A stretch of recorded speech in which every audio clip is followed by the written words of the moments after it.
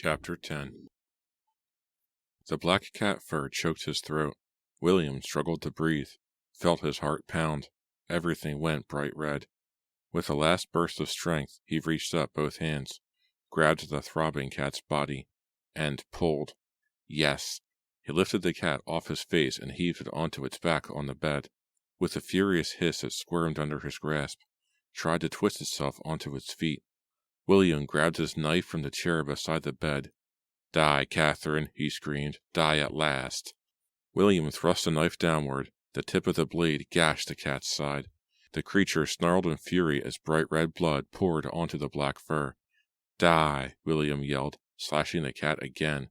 The cat sunk its fangs deep into William's thumb, forcing him to cry out and loosen his grip. The animal squirmed free and dropped to the floor. William hurled his knife at the cat. The blade missed by an inch and stuck in the floorboards. The cat let out a howl of rage. William dived for the knife, yanked the blade free, stared around wildly. "Where are you, Catherine?" he shouted breathlessly. "Where are you?" He heard a soft scuffling sound outside the partially open door. William lunged through the doorway, knife raised high in his hand. Light blinded him. A girl shrieked. "She will not escape me this time," William thought. "What are you doing?" Evie Mason cried out. She stood there in a white nightgown, an oil lamp in her hand. Stunned, William backed away from Evie. I could have killed her, he thought. He felt as though someone had punched him in the stomach. I could have killed Evie. "What has happened?" Evie demanded. She took a step forward, stared at the knife. It gleamed red with blood. Jessica appeared behind Evie, a brown shawl draped over her head, her face hidden in shadows. William heard the sound of purring. Jessica cuddled the cat in her arms. She stared at him accusingly. Evie turned to her cousin. "Raven!" Evie cried. "You are hurt!" Evie gently examined the animal's fur.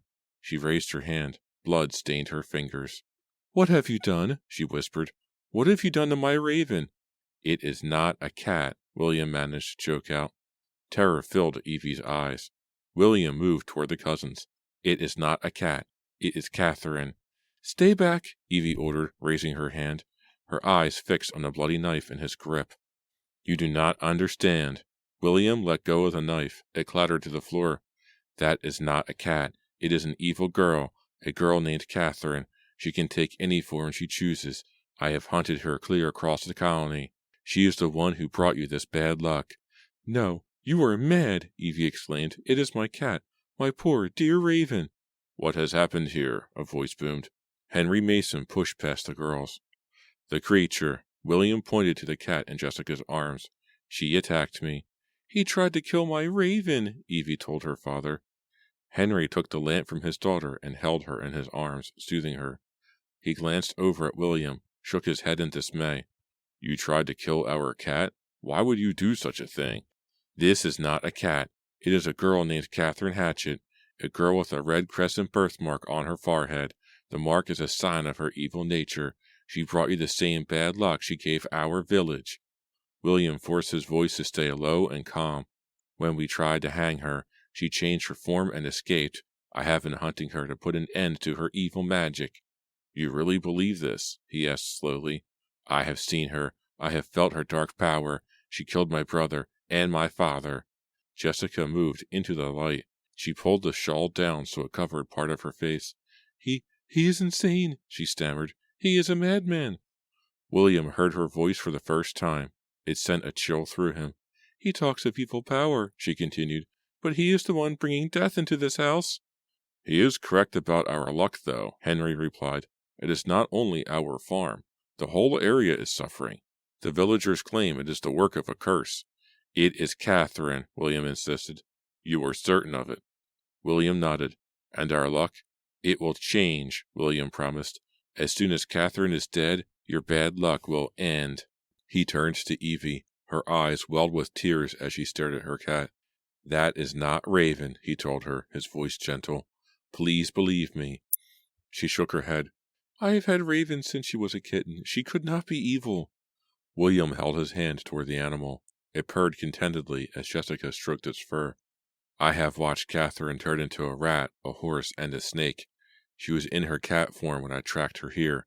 She must have come upon Raven and taken her place." Evie's lips quivered. Do you mean? He shook his head sadly. I am sorry, but it is true. She killed Raven and found shelter with your family. How do you know this? Jessica challenged. What proof do you have? I saw it in the cat's eyes, William explained. He turned to Henry. You must believe me. We have to put an end to her once and for all.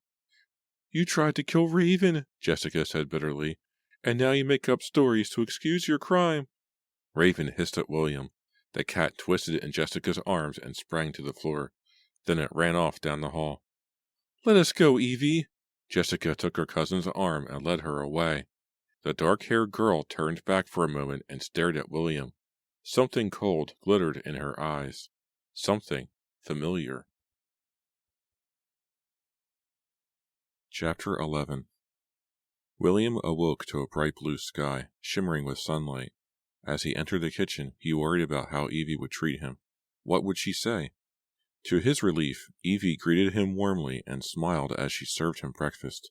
William knew she did not believe her cat to be evil, but he guessed that she had understood his actions, and she had forgiven him for trying to kill her pet.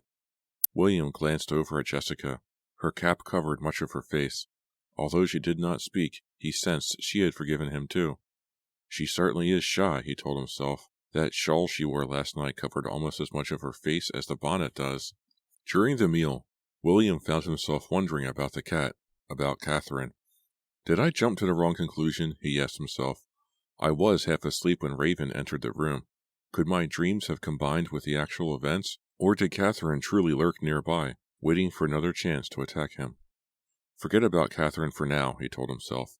You have been welcomed into the home of such a friendly family, into Evie Mason's home. Forget everything else, everything but Evie. He could not take his eyes off her as she went about her chores. Feel strong enough to do some chopping, a voice boomed, interrupting his thoughts. He turned to Henry, who stood in the doorway with an axe in his hand. The wood pile, Henry continued. I'm sure Evie could use some more kindling for that stove. William felt his face flush. Had Henry caught him staring at Evie? Nodding, he rose and accompanied Henry outside. The snow had melted. Birds flocked in the field. Those are the first birds I have spotted in a month, Henry commented. The farmer picked up a heavy log and placed it on the chopping block. He smiled at William. If there really is evil at work, you must have scared it off last night. Our luck may have finally turned. William certainly believed his luck had changed. He felt truly alive today.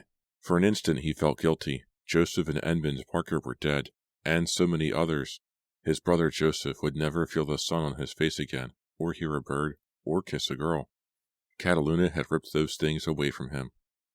It is all right to feel good, he told himself. Joseph would want me to feel good. I will chop first, Henry told him. He hefted a big axe and swung it, testing its weight. You best stand back, he warned. William moved to the side. He marveled at how Henry Mason worked the axe. His movements appeared effortless, yet he could split even the thickest logs in a single blow. Feels good to split a log in two, the farmer commented, very satisfying. He nodded for William to set another log on the block. William stood the log on end and stepped back. Henry swung the axe, bringing it down full force. The log burst in two. He placed one of the halves back on the block and quartered it. As he positioned the other half, he said, Charlie could swing an axe like no one else. How did he die? William asked. Henry rested the head of the axe on the chopping block. The strangest thing. He woke up with his stomach hurting. Said he felt very thirsty and went out to the well. That is where I found him. He gestured toward the stone well at the far end of the house. He fell into the well? No, Henry replied. I found him lying beside it, had the bucket next to him, no water in it. I guess he never got that drink, William commented. No, he drank. I found the cup in his hand, but the bucket did not contain water. It overflowed with blood. William cringed. Blood? The entire well is filled with blood? Henry shook his head. No, I checked it. Fresh water, all right, but we have not drunk from it since. We have been using the rain barrel. Henry stood back from the chopping block and swung. The log split apart. The halves flew in opposite directions. Yes, it feels good to swing an axe. Henry positioned the next log himself, then handed the axe to William. Here, you give it a try. William stepped up to the block, planted his feet, and swung. The blade struck near the edge of the log and stuck fast. He had to pry it free. William flushed. He did not want Henry to think he could not handle an axe. The next swing landed dead center, splitting the log. "Now you have it," Henry called. William split a second log, a third.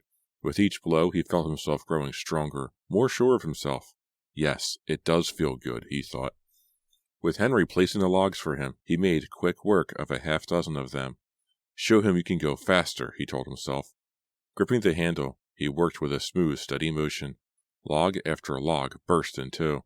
The halves popped off the chopping block and landed several feet away. Beads of sweat broke out on William's forehead. The head of the axe whistled through the air. He was really enjoying the thunk of blades striking wood. William picked up the pace. So did Henry. As soon as William split a log, Henry had another in place. He would step back quickly and nod, and William would let the axe fly. "Show him how fast you can go," he challenged himself. He grunted with each stroke of the axe. His breathing grew ragged. His heart raced. "Faster," he urged himself. "I can go faster." "Yes, faster," he shouted. "Whoa, young man," Henry called as he hurried to set another log in place. "This is not a race." Henry chuckled again. His laughter sounded different to William. Softer, almost feminine. William swung the axe fiercely. The laughter grew louder. Wild, feminine laughter. The laughter of a girl. "Catherine!" William cried in horror. He tried to stop the swing in midair, but a power had seized his arms. He slammed the axe down on Henry's wrist. Henry's eyes went wide as the blade cut into him, sliced through flesh and muscle and bone. Warm, wet blood sprayed over William's face. Henry uttered a high, long wail of pain. His right hand fell to the ground with a thump. Chapter 12. Blood pumped from Henry's open wrist, spraying the pile of logs, drenching the axe and the chopping block. William's stomach heaved. A sour taste stung the back of his throat. He stared down in horror at the hand lying on the ground. From somewhere nearby, Catherine's laughter filled the air, taunting him, torturing him. William raised his hands to his ears, but he couldn't shut out the horrible laughter. "I must help Henry," he told himself. "I must." William turned and reached out both hands to the farmer. "No," Henry screamed. "Do not touch me." He staggered to his feet, clutched his blood-soaked stump with his left hand. His eyes searched wildly for something to stop the bleeding. Jessica and Evie burst out of the farmhouse. "No!" Evie uttered a long wail of horror. Henry stumbled toward the barn. His knees wobbled as he snatched a length of leather harness and wrapped it around his forearm, jerked it tight, cutting off the flow of blood. He fell against the barn wall, his face white as the snow around him. Evie raced to her father. She eased him to the ground and cradled him in her arms. "Monster!" Jessica cried. She flung herself at William, pounding him with her fists, biting and scratching. Still in shock, William did not shield himself from her attack. "Monster, you murdering monster, I will see you dead," Jessica raged. Finally, William grabbed Jessica's wrists. "Stop," he ordered. "Stop now." He gave her a quick shake and then released her. He turned to Evie and saw hatred and despair in her eyes. It was not me," he stammered, holding out his hand, pleading for her to understand, to forgive. "It was her. It was—" "Catherine?" Jessica cried, stepping between William and her cousin. "An evil girl named Catherine? You are the evil William Parker, and you will be hanged. The village will hunt you down and hang you for what you have done here today." She turned to Evie. "Stay with Uncle Henry. I will get help from the village." She ran toward the horse. William slowly approached Evie. He reached out for her. "Stay away from me, William," she sobbed. William dropped his gaze to Henry. The poor man had lost consciousness, but his chest rose and fell steadily. The leather tourniquet had stopped the bleeding. "Leave here," Evie ordered in a trembling voice. "You have brought us nothing but pain. I cannot bear to see you." She buried her face against her father's chest. William stumbled backward. Tears stung his eyes as he stared down at Evie and her father. He tried to speak, to explain, but he knew that no words could ease her pain. He knew with all certainty that Catherine still lived, still walked the earth, filling it with her evil. He gazed a final time at Evie. He could endure it no longer. He turned and ran, across the yard and through the field of withered corn, into the woods beyond. Branches slashed across William's face. Catherine's cruel laughter rang in his ears.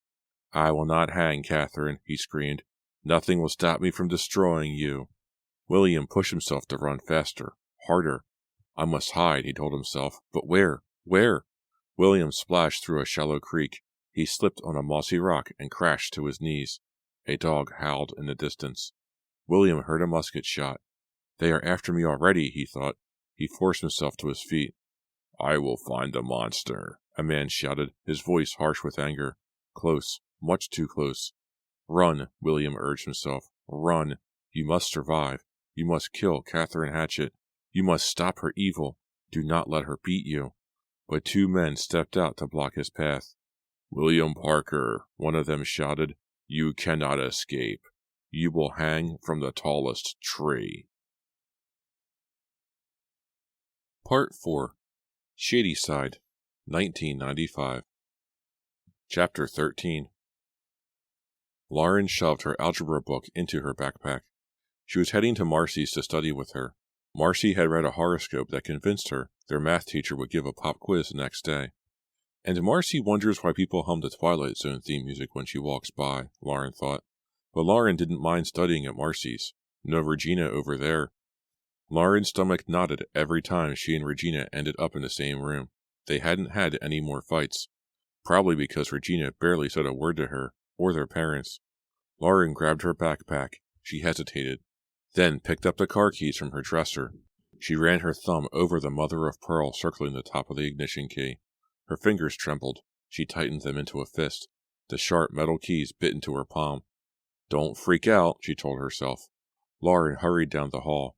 She hesitated outside Regina's room. Sometimes she missed her sister. They still lived in the same house, but it felt as though they lived on separate planets. Lauren knocked lightly. No answer. She could hear music blasting through the door. Regina has the radio on so loud she probably didn't hear me, Lauren thought. Or maybe she's hoping I'll go away. Why risk it? Lauren asked herself. Regina's not making any effort to be friendly. Why should I? Lauren started to leave, but she stopped when she heard the news come on Regina's radio. A hit-and-run driver killed a 68-year-old woman today on Division Street. Lauren listened to the news story. The woman's car had been hit so hard that her head crashed into the windshield. She died instantly. Lauren could imagine it all. The crash of metal against metal, the screech of tires, the sound of glass cracking, and the blood, all the blood. Lauren squeezed her eyes shut for a moment, trying to force the gruesome picture from her mind. Mom, I'm leaving for Marcy's, Lauren called as she passed through the living room. Mrs. Patterson sat on the couch reading. Okay, don't stay too late, her mother replied. I don't know, Mom, Lauren teased. Sometimes I lose all track of time when I'm working on algebra problems. I start having so much fun that I forget to check the clock. I'm afraid you inherited your math skills from me, Mrs. Patterson said. I still count on my fingers. Hey, good idea! Lauren slammed out the door. She trotted to the driveway, eager to get to Marcy's. Marcy always made her forget her problems, or at least laugh at them a little. The Cataluna stood waiting for her. Lauren circled in front of it. Her keys slipped out of her fingers. She bent down to retrieve them. Something stains the bumper, a smear of red. Oh no, Regina, Lauren thought. What did you do? She ran her finger over the long smudge.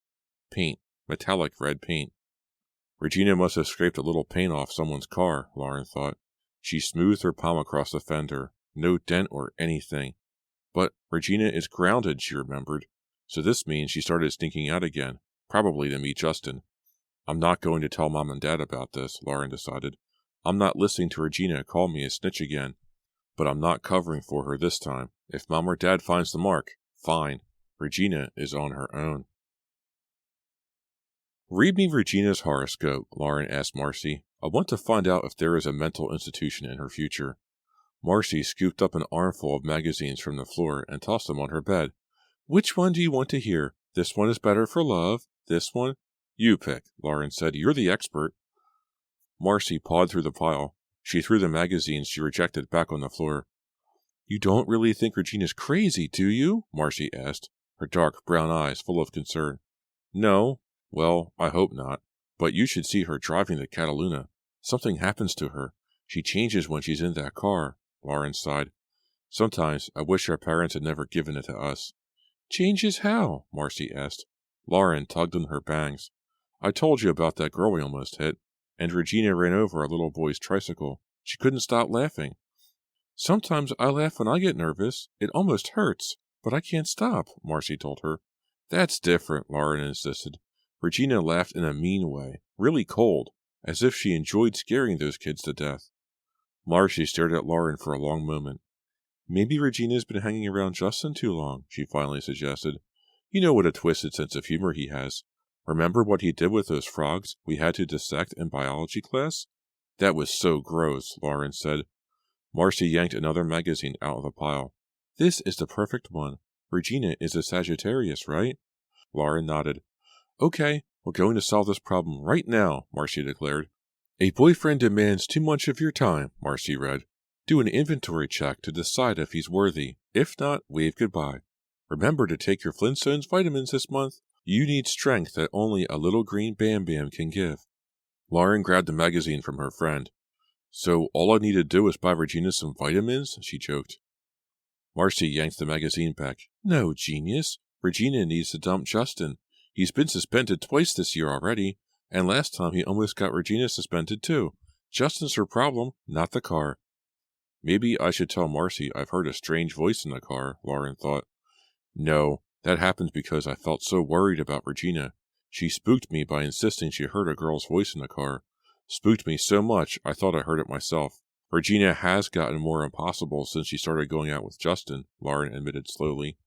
The horoscopes are never wrong, especially when they agree with me, Marcy grinned. Tell her to wave goodbye to Justin. Lauren reached into her backpack and pulled out her algebra book. I hope your horoscope is wrong about tomorrow, or I'm going to flunk that quiz. Lauren rushed down Marcy's driveway. It was nearly midnight. I wonder if Mom will believe I couldn't tear myself away from the algebra, she thought. She opened the car door and climbed inside. Then she slid the key into the ignition. She stared at the wheel, felt a cold chill. Why do I suddenly feel so frightened? You're scaring yourself, Lauren scolded. It's late, it's dark, and you're letting your imagination control you. She checked the knob on the radio. The radio was definitely off. No strange voices tonight. Start the car, she ordered herself. Marcy is right. There is nothing wrong with the Cataluna. It hasn't been causing Regina to act so strangely. Justin has. He is always trying to find out how close he can get to the edge, Lauren thought, and he's pulling Regina along with him. Lauren turned the key. The engine purred. Less than a mile and you're home, Lauren told herself. She pulled out onto the street. As the car picked up speed, Lauren heard a faint rustling sound.